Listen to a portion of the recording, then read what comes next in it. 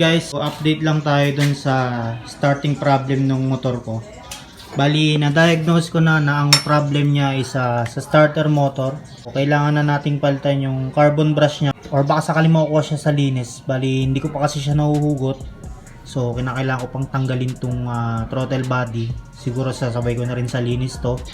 And tatry ko na rin mag DIY cleaning ng injector. So, bumili na rin ako ng carb cleaner para dyan.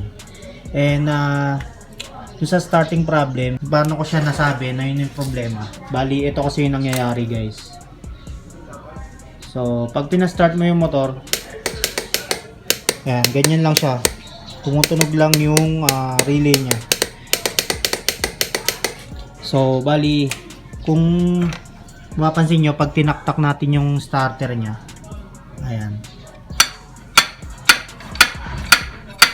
So, after natin siyang taktakin guys, buksan natin ulit yung motor, gagana na yung push start niya. So, ibig sabihin, kailangan lang natin palitan yung carbon brush or linisin natin kung makukuha sa linis.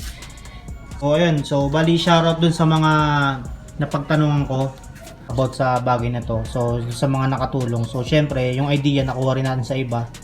And also, shoutout dun sa daddy ko mekaniko na siya yung nakapagsabi sa akin ng mismong possible na problem. Kaya na-try kong gawin yun na taktakin yung starter niya.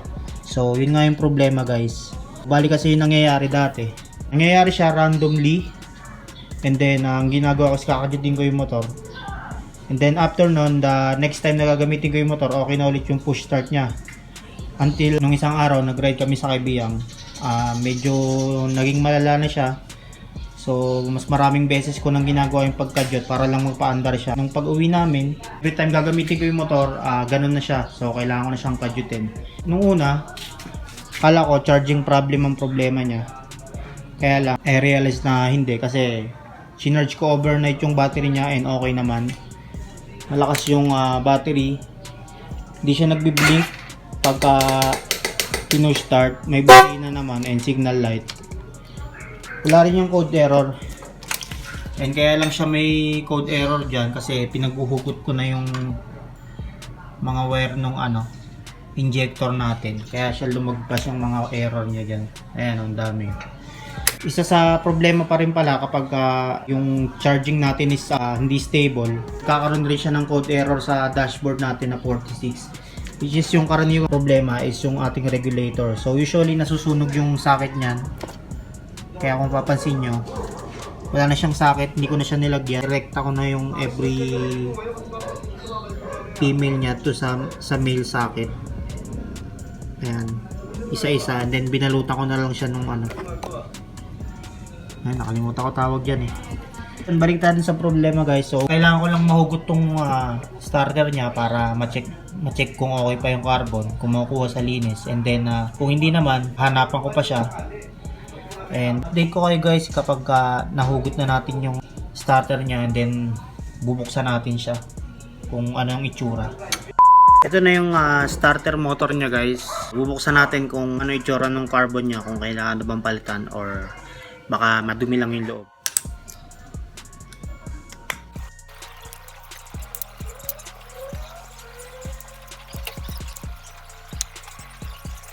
A few moments later. So, ito siya guys. Kung okay pa naman yung haba niya eh. Itong isa ayan, bumabalik. Kaya lang, yung ibang part niya, ito, tulad nito, tsaka nito, hindi siya bumabalik. Ang stock up na siya. So, kaya siguro, hindi siya dumidikit dito sa motor natin. Ito. Kaya nangyayari, every time na pag kinakalog siguro, dumidikit ulit. Ayan guys, oh. Umuusog siya pag kinakalog. Susubukan ko muna tong linisin guys, and then after ko siyang linisin, tingnan natin kung okay pa siya. Alright guys, so after cleaning, ito na yung itsura niya. Diba? Ito yung mga carbon brush niya, naglalaro na siya. Ayan o. Unlike kanina na pag tinulok mo siya pa loob, stock up lang talaga siya doon. Ayan, naglalaro na siya. So, bali ikakabit na lang natin to and then ready na ulit siya ikabit sa motor. Then malalaman natin kung okay ba siya. So, ayun guys, naikabit ko na.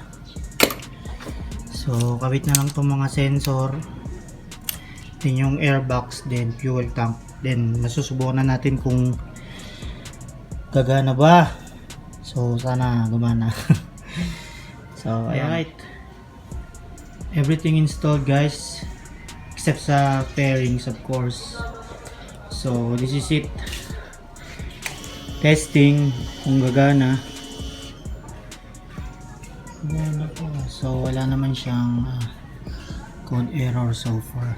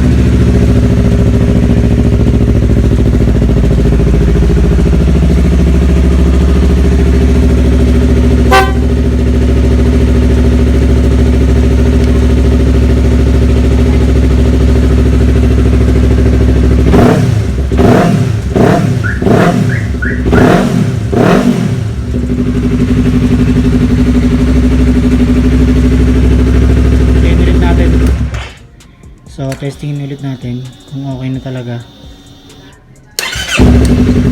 Right. So, that's it guys. So far, okay naman yung ginawa natin. So, nilinis ko lang yung carbon brush ng starter niya. Hindi ko pa siya pinalitan. And, nilinis lang din ako ng throttle body at saka na injector. So, ngayon okay na siya. Nagsa-start na siya ng matino. So, okay sana kung napalitan natin ng bago yung carbon. Kaya lang, wala pa ako nakuha. So, ayun, pinagtyagaan ko muna yung luma sa linis. Saka medyo makapal pa naman siya. So, sana may natutunan kayo guys. Ginawa ko lang itong video na ito para share natin sa iba na in the future maybe may experience nila itong gantong issue ng motor natin. Yung starting issue nyo. So, yun lang guys.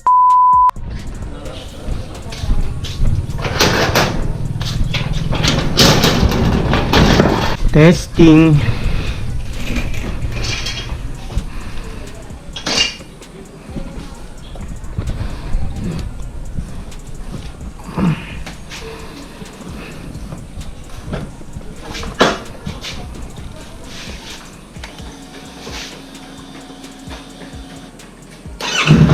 Right.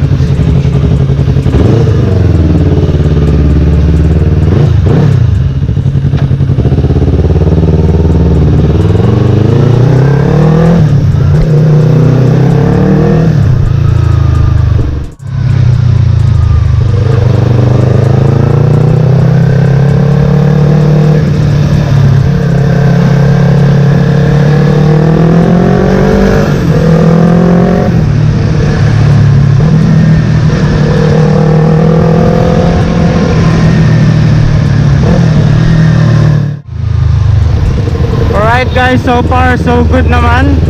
Kaya lang may nakalimutan ako higpitan, tang ina.